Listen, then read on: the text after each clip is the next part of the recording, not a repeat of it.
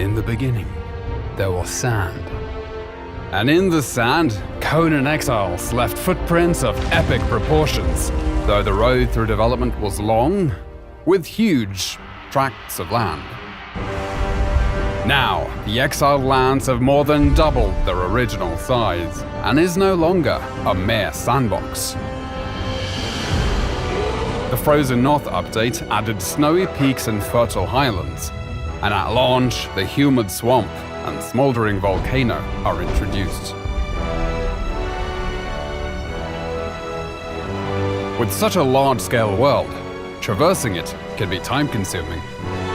But if you're able to find the recipe to construct the map room, you can fast travel to certain waypoints located around the world. Perhaps you'll visit Sepemeru, the relic hunter city to the west, which is now a mostly harmless trading hub where players can come to barter, or perhaps strike up a conversation with the locals over a pina colada. With a fully dynamic weather system, there is a chance you might get caught in the rain, snow, or deadly sandstorms. But if you have half a brain, you'll avoid frostbite or sunstroke by dressing appropriately for your surroundings. The world is filled with dangerous monsters and other humans, as well as challenging world bosses and deadly dungeons.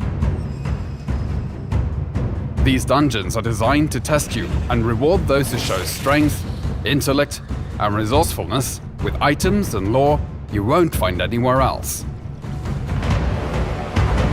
Combat in Conan Exiles has gone from simple strikes to a grand set of combos with light and heavy attacks and unique moves for each weapon type. And with improvements to artificial intelligence, mastering your moveset and stamina is critical. These improvements also apply to the thralls you capture, making them highly effective guards for your base. Milestone bonuses have been added to perks and attributes, and players can buff their stats with war paints, potions, and armor modifications. There are now hundreds of weapons and armor pieces in the game, which are customizable through color dyes and modification kits. And there are hundreds of building blocks in different tiers and styles for you to enjoy, including crafting and cooking stations, grow beds, and decorative items for the castle of your dreams and your enemy's nightmares.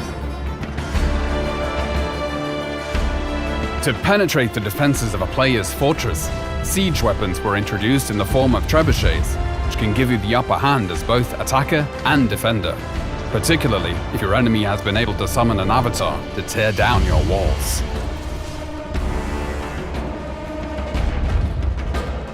With the ability for players to climb any structure or cliff face in the game, necessary defenses like siege cauldrons and crenellated walls were added. And should the enemy somehow be able to sneak their way in, there is always the option of blowing them up in your personal minefield.